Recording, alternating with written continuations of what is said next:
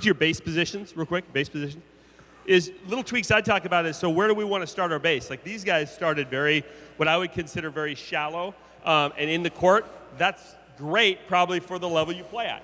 What happens a lot in club and high school on second contact from the other side? Set or dumps. Man, I go to these club tournaments and they're setting every other ball over here and they love to throw it in the donut.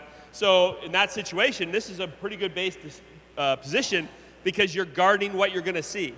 If we put our base here, we'd get in trouble because the reality is at our level, the setters are dumping some, but more often they're setting their hitters, and we're seeing pretty fast offenses to the pins and really fast offenses out of the back row.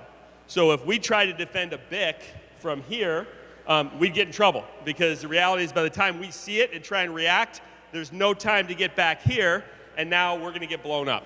So if we saw a team in a base like this, we would run a ton of BIC or a ton of quick stuff to the pin because they don't have time to move. We'd maybe dump a little bit just to make them feel good about staying here, but not enough to lose. So again, it depends on your system. I think this is a great spot for your level, but as you get older, like our base position for our wings is often much deeper here. And we know that we're giving that up. We tell our blockers, hey, we don't want to commit on the dump, but let's just touch it. Let's just slow it down so we have time to run that ball down. And if they throw a ball straight down in here in the middle of the court, we probably weren't going to dig it anyway. And our blockers have to be able to not block that ball necessarily, but touch it and slow it down. That make sense? Another thing is like our base for our middle back. We found a few years ago, we tend to shift, our middle back tends to start over to the right side of the court. Why do you think we do that? The left side hitters?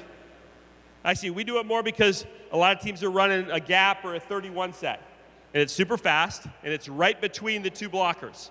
And so they tend to hit it straight ahead. So we just did a lot of heat mapping. We did a lot of charting of teams, and we found that a whole lot of balls were going here. But yeah, we were starting our middle backs here. That didn't make a ton of sense. So we shifted our middle back over, and all of a sudden they're digging a lot more balls on that quick attack. And if we have to adjust, a lot of times they might stay here for a left side attack, or they might shift away, depending on what the opponents are. They have to move a little farther, but they're there for the quickest attack they're going to see.